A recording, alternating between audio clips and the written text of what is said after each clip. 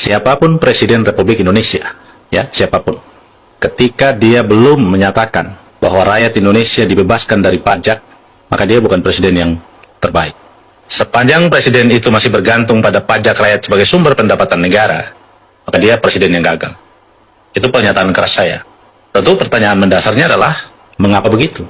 Ya, karena negara hidup dari pajak rakyat. 80% sampai 82% negara pendapatannya itu dari pajak.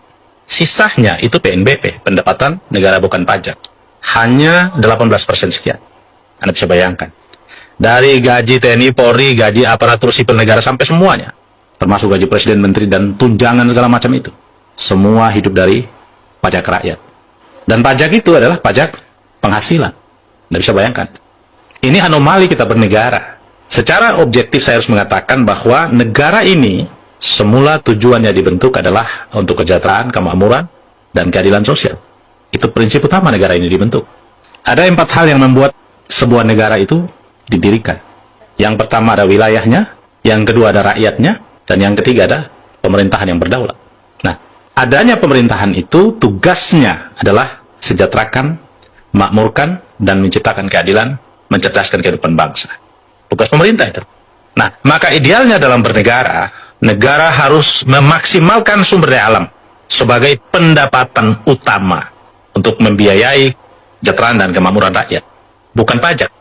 Ini problem kita, bukan pajak. Sebuah anomali yang nyata di depan mata kita. Ketika negara bergantung hidupnya sama rakyat, tapi negara tidak pernah memperhatikan, tidak pernah melihat kenyataan akan kehidupan rakyat yang sesungguhnya. Negara menghargai rakyat dengan apa? Dengan bansos. Anda bisa bayangkan, kemiskinan dipelihara dengan bansos. Ini realitas kita bernegara. Ini kenyataan kita bernegara, kemiskinan dipelihara. Kemiskinan dijadikan sebuah kebijakan yang kemudian dikelola dengan menggelontorkan bantuan sosial. Bukan dihapuskan, tetapi dipelihara.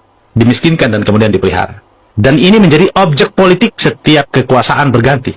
Setiap yang berkuasa selalu menjadikan kemiskinan sebagai objek yang dipolitisasi oleh kekuasaan untuk mendapatkan nama, pengakuan, dan popularitas sebagai penguasa. Maka realitas ini harus kita renungkan, harus kita pikirkan. Pertanyaan mendasarnya, kemanakah sumber daya alam kita? Apa yang menjadi makna yang paling hakikat di dalam pasal 33 Undang-Undang Dasar itu diterapkan atau tidak? Jawabannya tidak. Lalu sumber daya alam kita kemana? Sumber daya alam kita dikuasai oleh asing dan asing. Di luar negeri asing, di dalam negeri asing. Sebuah realitas yang tidak bisa terbantahkan. Pertanyaannya adalah, kenapa sumber daya alam kita yang melimpah, kok negara hidup dari pajak? Jawabannya sederhana. Karena sumber daya alam kita semuanya sudah digadaikan, dikontrakkan kepada pihak asing. Negara hanya mendapatkan royalti dari setiap investasi itu. Dan nilainya tidak seberapa. Anda bisa bayangkan. Sumber daya alam kita dikontrakkan, digadaikan pada pihak asing. Kemudian negara mengemis pajak dan mengemis pinjaman. Sebuah logika berpikir yang sesat yang negara lakukan selama ini. Dan membuat kita menjadi termarginal. Membuat kita rakyat menjadi tersiksa dan harus kerja mati-matian. Memperjuangkan kelangsungan hajat hidup kita. Anda bisa bayangkan. Padahal, kalau Indonesia dikelola dengan baik dengan sumber daya alam kita yang berlimpah. Mereka kor-kor mengatakan kita kelapa sawit nomor 1. Kita nikel nomor 1. Kita punya emas. Kita punya timah, kita punya batu bara, apalagi kita punya ikan. Semua kita punya yang tidak dimiliki oleh negara-negara kecil seperti Norwegia, yang tapi masyarakatnya tidak bayar listrik, pendidikannya gratis, rakyatnya makmur. Negara-negara kecil di Eropa sana, mereka tidak punya sumber daya yang unggul. Udah, kita tidak usah jauh-jauh. Tetangga kita Singapura punya apa? Tetapi dia menjadi negara terkaya nomor 1 di dunia. Anda bisa bayangkan dengan pendapatan per kapita per tahunnya 1,5 miliar per kapita. Bisa bayangkan, kita pendapatan per tahunnya hanya 150 sekian juta. Itu juga sudah dikelompokkan sebagai kelompok menengah. Dan yang miskin, yang miris, Anda tahu pendapatan per tahunnya hanya puluhan juta. Karena 600.000 per bulan, Anda hitung. Kalau dikali 12, berapa puluh juta itu?